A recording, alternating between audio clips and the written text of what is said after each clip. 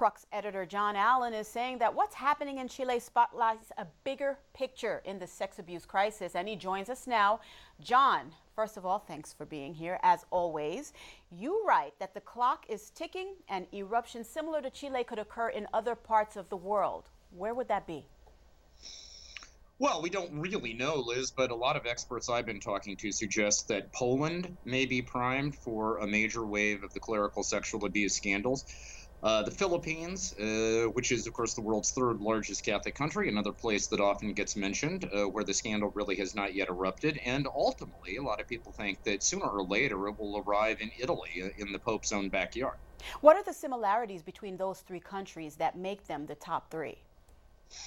Well, they are all extremely large, pervasive Catholic cultures, as is Chile, in which historically the church has run pretty much every major social institution, so not just parishes, but schools, hospitals, orphanages, places where clergy could come in contact with young people, and did regularly, and therefore had an opportunity to engage in this kind of behavior.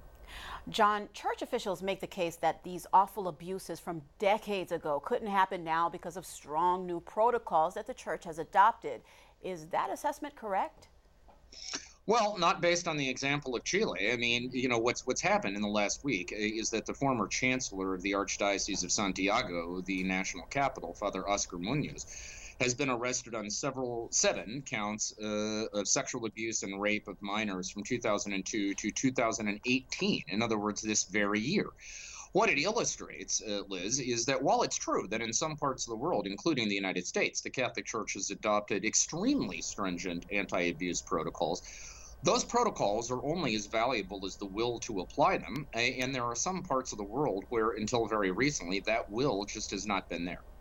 John, you believe that this could be a tipping point for Pope Francis, especially in how his response to the Chilean crisis is perceived. Please explain. Well, at first he dug in his heels. He strongly defended a controversial bishop he had appointed who has been accused of covering up sex abuse.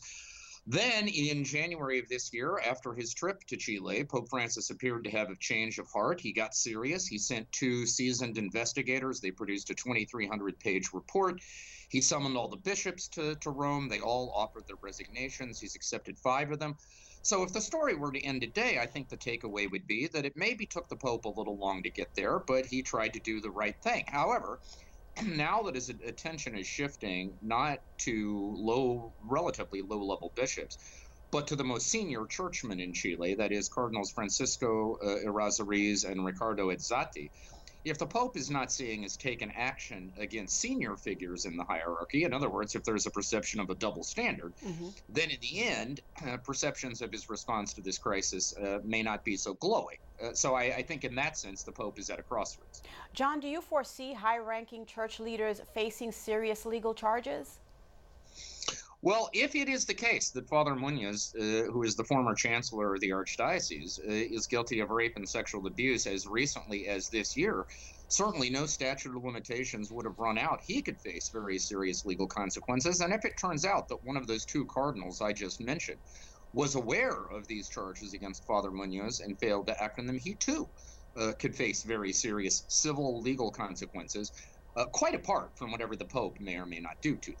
John, as always, thank you for bringing perspective to such a very difficult topic. I look forward to talking with you again very, very soon. Thanks, Liz.